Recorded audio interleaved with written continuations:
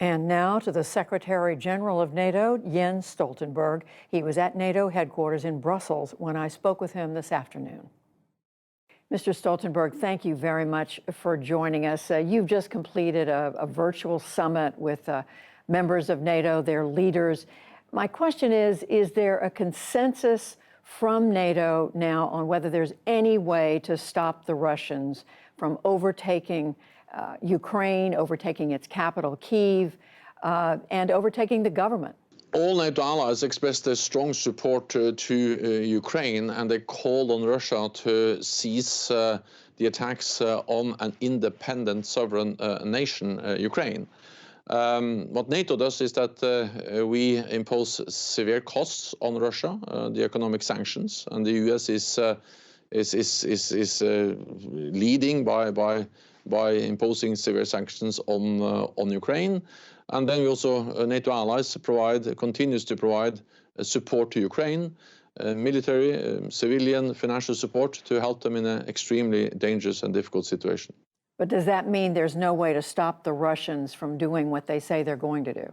We provide them support because Ukraine is a highly valued partner. We have worked with them for many, many years. And the Ukrainian army is much better trained, much better equipped, much bigger now than in 2014, not least because of the significant support from the United States and all the NATO allies. But we have made it clear that we are not going to send in NATO troops to fight on the ground. Is there anything more that NATO and its members can do to help the Ukrainian people? We know Ukraine is not a member, but you yourself have said the whole European security order is threatened. NATO allies provide support and continue to support Ukraine in many different ways, and NATO allies, the United States and other allies, and also the European Union, have just announced unprecedented economic sanctions to make sure that there are real costs to be paid by Russia for this reckless behavior. But I think if NATO went into Ukraine, we would have risked something which is even worse than what we see today, and that is a big conflict involving many countries in Europe. And you announced today the NATO response force, at least part of it is being deployed. But in the near term, is that going to be enough to make a difference? That makes a huge difference because we are sending a very clear message to Russia that an attack on one ally will trigger a response from the whole alliance. And to demonstrate the credibility of that, we are increasing the presence of NATO forces in the eastern part of the alliance, on land, at sea, and in the air. How concerned are you, Mr. Stoltenberg, though, that if Russia is able to take hold in Ukraine, that the next stop may be Poland, may be the Baltics, that this is what Russia has in mind? What happens then? If there is any attack on any NATO allied country, like Poland or the Baltic countries, then the whole alliance will be there. That's the purpose of NATO. One for all for one. And in a way to make sure that there is no room for miscalculation in Kremlin or Moscow about that, we have increased the presence of NATO troops in the eastern part of the alliance. So NATO will be there from day one with significant capabilities. But what has happened in Ukraine has already created a new normal for European security.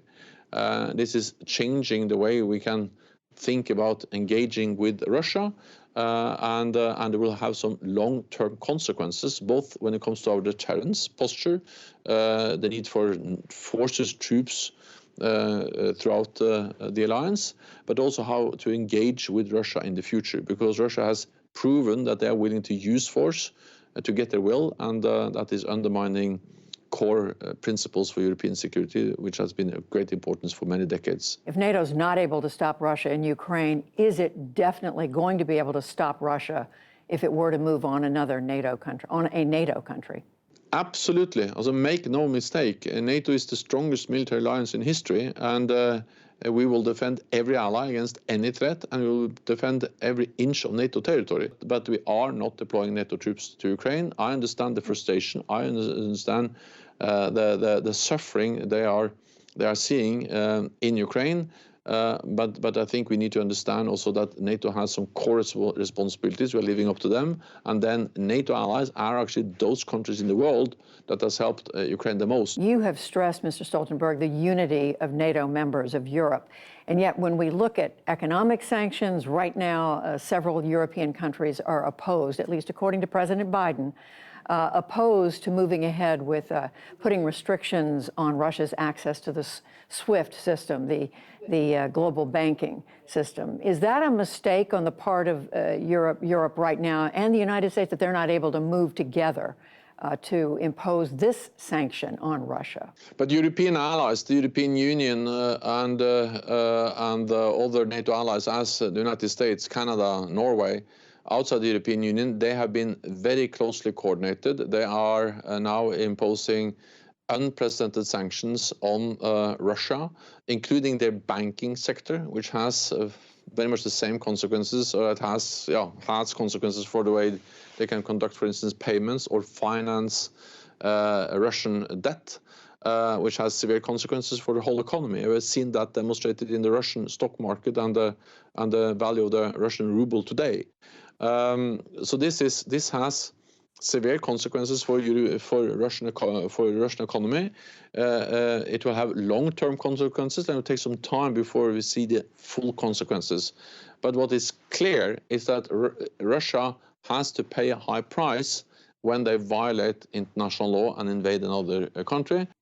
There have been unconfirmed reports that President Zelensky may be prepared to talk to President Putin about having a non-aligned relationship. In other words, saying that Ukraine would pledging never to join NATO. Again, they're unconfirmed, but do you have a position on whether that's a good idea? My main position is that it is for Ukraine to decide its own future, to choose its own path, and we should respect that decision. And that's the case for all countries, that they should decide themselves whether they want to belong to an alliance as NATO or not belong to. What we see now is that we have a full-fledged invasion. We have people killed. We have the use of the Russian armed forces to try to force their will on Ukraine. And that's the opposite of respecting the free, independent choice of a democratic country, Ukraine. Last question, Mr. Stoltenberg. Do you have a message today for the people of Ukraine and for President Putin? To President Putin, the message is that Russia should cease its aggression against Ukraine immediately and withdraw all its forces and respect Ukraine as an independent sovereign nation. To the people of Ukraine, my message is that we stand in solidarity with them. We continue to provide support, and I would like to also pay my respect to the people of Ukraine and the courage of the Ukrainian armed forces. NATO's Secretary General Jens Stoltenberg, thank you very much for talking with us. We appreciate it. Thank you so much for having me.